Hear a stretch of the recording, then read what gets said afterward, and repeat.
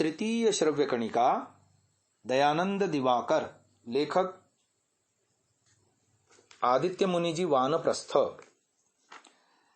हमने गत श्रव्य कणिका में बालक मूल शंकर का बचपन का एक किस्सा सुना जो उनके धाई से संबंधित था। आगे की चर्चा हम सुनाते हैं। मूल शंकर का विद्यारंभ संस्कार। पंचम वर्ष की आयु में अर्थात संवत 1886 गुजराती में बालक मूल शंकर के पिता करशन जी तिवारी ने उनका विद्यारंभ संस्कार किया था। जब 5-5 वर्ष का लड़का लड़की हो तब देवनागरी अक्षरों का अभ्यास करावे, अन्य देशीय भाषाओं के अक्षरों का भी। उसके पश्चात उनसे अच्छी शिक्षा, विद्या, धर्म, परमेश्वर, माता पिता, आचार्य, विद्वान, अतिथि, राजा, प्रजा, कुटुंब, बंधु, भगिनी, भृत्य आदि से कैसे कैसे वर्तना, इन बातों के मंत्र, श्लोक, सूत्र, गद्य, पद्य भी अर्थ सहित कंठस्थ करावें, जिससे संतान किसी धूर्त के बहकावे में न आवे और जो धर्म विरुद्ध भ्रांति जाल में गिराने वाले व्यवहार हैं उनका भी उपदेश कर दें, जिससे भूत प्रेत आदि मिथ्या बातों का विश्वास न हो। ये स्वयं महर्षि दयानंद जी का लेख है, सत्यार्थ प्रकाश द्वितीय समोल्लास का। तो जब पंचम वर्ष की आयु में उनके पिताजी ने उनका विद्यारंभ संस्कार किया था, इसके लिए उसके पिताजी ने उसे कृष्ण वर्ण के प्रस्तर पर चा खड़ी में स्वर और व्यंजन वर्ण लिखाए थे। इस उपलक्ष्य में पूजा पाठ और ब्राह्मण भोजन भी हुआ था। इस समय बालक मूल शंकर के पिता और अन्य अभिभावक जन उसे कुल परंपरागत धर्माचरण के साथ ही साथ धर्मशास्त्र पाठ और भिन्न भिन्न स्तवन, श्लोक और रामायण, महाभारत, पुराण आदि की कहानियां भी स्मरण कराने लगे थे। साथ ही साथ वह वेद मंत्र भी कंठस्थ करने लगा था। बालक मूल शंकर के साथ ही साथ ऐसी ही शिक्षा उसके अपर भ्राताओं अर्थात चाचा ताऊ के पुत्रों को भी दी जा रही थी, परंतु अपर बहनों को ऐसी शिक्षा देने का उस समय चलन ही नहीं था।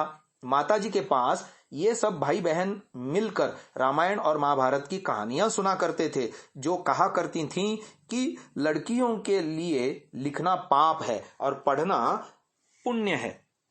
इसलिए मूल शंकर की माताजी को भी लिखना नहीं आता था, पर वह पढ़ अवश्य लेती थी। इस रूप में विद्याभ्यास करते हुए बालक मूल शंकर के जीवन के 3 वर्ष बीत गए।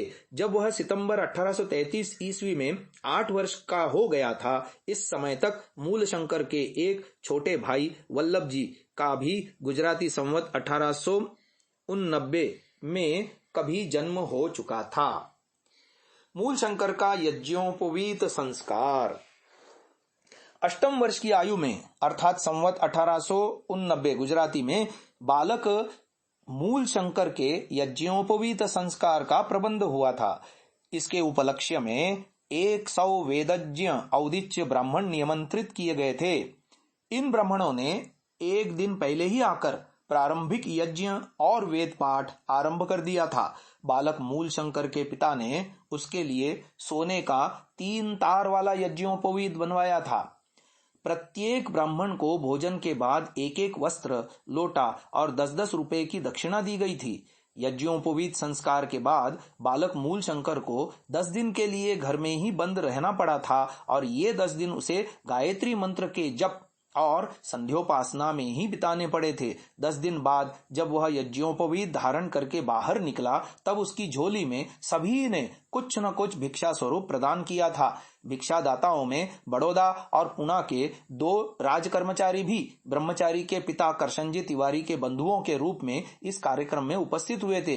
इन दोनों ने और ब्रह्मचारी के पिताजी ने भी उसकी झोली में कई एक मोहरें डाली थीं और उनकी माताजी ने फल तथा कच्चे चावल डाले थे। इसके बाद बालक मूल शंकर दिन में 3 बार संध्योपासना और गायत्री मंत्र का जाप करने लगा था। यज्ञोपवीत के विषय में ऋषिवर दयानंद का लेख मिलता है संस्कार विधि उपनयन संस्कार प्रकरण में कि जिस दिन जन्म हुआ हो अथवा जिस दिन गर्भ रहा हो उससे 8वें वर्ष में बालक ब्राह्मण के, जन्म व गर्भ के 11वें वर्ष में क्षत्रिय के और जन्म व गर्भ के 12वें वर्ष में वैश्य के बालक का यज्ञोपवीत करें। अब जो सोने के 3 तार वाले यज्ञोपवीत का विधान अथर्ववेद 5:28-1 में इस प्रकार किया है। नव प्राणान्नवभिः सम्मिमीते दीर्घायुत्वाय शतशारदाय हरिते त्रीणि रजते त्रीण्ययसि त्रीणि तपसा विष्ठितानि। प्राचीन काल में धातुओं के तारों से बने हुए यज्ञोपवीत को भी पहनने की परिपाटी थी। सोने के 3, चांदी के 3 और लोहे के 3 तारों से युक्त यज्ञोपवीत 100 वर्ष की दीर्घायु के लिए होता है। ये पंडित श्रीपाद दामोदर सातोलेकर कृत दीर्घायु कैसे प्राप्त हो नामक पुस्तिका की भूमिका में लिखा हुआ लेख हमें मिलता है। बालक मूल शंकर के पिता ने स्वयं ही उसे यजुर्वेद की संहिता का आरंभ करा के उसमें से प्रथम रुद्राध्याय पढ़ा दिया था। उसके कुल में चूंकि शैव मत था, इसलिए उसके पिताजी उसे उसकी भी शिक्षा दिया करते थे और कहते थे कि तू पार्थिव पूजन अर्थात मिट्टी का लिंग बनाकर पूजा किया कर। पर माता मना करती थी कि वह प्रातःकाल ही भोजन कर लेता है, इसलिए इससे यह पूजा नहीं हो सकेगी। परंतु पिताजी के हठ के कारण वह उसे करनी आरंभ कर दी थी। पिताजी ने उसे इस शिव पूजा की नियम विधि अवस्था की भी शिक्षा दी थी। शिव पूजा के लिए भिन्न भिन्न उपासना, व्रत धारण और उपवास आदि की जानकारी भी उसे दे दी गई थी। इस प्रकार वह 10 वर्ष की अवस्था में ही शिव पूजन करने लगा था। पिता करशन जी तिवारी अपने इस बालक मूल शंकर को कुछ कुछ व्याकरण का विषय और वेदों का पाठ मात्र भी कराया करते थे। इस प्रकार 14वें वर्ष की अवस्था के आरंभ तक अर्थात गुजराती संवत 1894 के अंत तक यजुर्वेद संहिता संपूर्ण और शेष अन्य तीनों वेदों के चयनित अंशों का भी पाठ पूरा हो गया था। शब्द रूपावली आदि छोटे छोटे व्याकरण के ग्रंथ भी पूरे हो गए थे। पिताजी जहां जहां शिव पुराण आदि की कथा होती थी वहां वहां वे बालक मूल शंकर को भी अपने साथ ले जाकर उसे सुनवाया करते थे। इस समय तक मूल शंकर की एक और छोटी बहन प्रेम बा का जन्म गुजराती संवत 1894 में कभी हो चुका था। बालक मूल शंकर के घर में भिक्षा की आजीविका नहीं थी, क्योंकि उसके पिताजी जमींदार थे और वे लेन देन से अपनी आजीविका चलाते थे। महर्षि दयानंद जी सरस्वती का जीवन चरित्र भाग 1 पृष्ठ संख्या 41 पर यह लेख मिलता है कि करशन जी के परिवार में सांसारिक दृष्टि से किसी प्रकार की कमी व क्लेश नहीं था, क्योंकि वह स्वयं धनशाली व्यक्ति थे। उनका लेन देन का कारोबार था, परंतु यह कारोबार परिमित धनराशि पर निर्भर न था। पोपट रावल के घर में करशन जी के लेन देन का बही खाता विद्यमान है। उनके देखने से विदित हुआ कि वह एक समय में कई हजार रुपया दूसरों को ऋण दे सकते थे। आगे उनके जीवन की बहुत प्रसिद्ध घटना आ रही है, मूल शंकर का शिवरात्रि व्रत। मूल शंकर को उसकी 14वीं वर्ष की अवस्था में अर्थात गुजराती संवत 1895 विक्रमी में 12 फरवरी 1839 ईस्वी मंगलवार को उसके पिताजी ने शिवरात्रि का व्रत रखने के लिए आदेशित किया कि इसके लिए उसे कठोर उपवास करना है, परंतु माता ने इसका प्रतिवाद किया, जिससे माता और पिता में परस्पर कलह उत्पन्न हो गई थी। अंततः माताजी को इस प्रकरण में अपनी पराजय स्वीकार करनी पड़ी थी, जिससे मूल शंकर को व्रत धारण करना ही पड़ा था।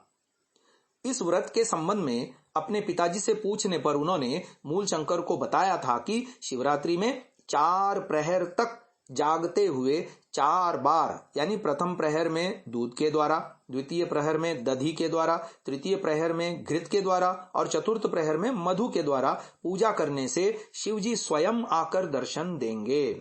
अतः मूल शंकर परम श्रद्धा भक्ति के साथ इस पूजा को करने के लिए तैयार होकर जगत के प्रलयकर्ता शिवजी के दर्शन के लिए लालायित हो गया था।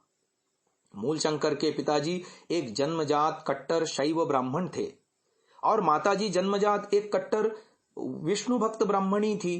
गुजरात प्रांत के महाराष्ट्र के शासनाधीन होने से वहां महाराष्ट्र प्रांत के सर्वप्रधान धर्म शैव मत का व्यापक प्रचार प्रसार था। विठल रामदेव जी ने सारे गुजरात प्रांत में ही सैकड़ों शिव मंदिरों की स्थापना की थी। मूल शंकर के पिताजी ने भी डेमी नदी के किनारे एक ऐसा ही बड़ा शिव मंदिर बनवाया था। आगे की चर्चा हम आने वाले श्रव्य कणिकाओं में करेंगे। इसे यहीं विराम देते हैं। ओम।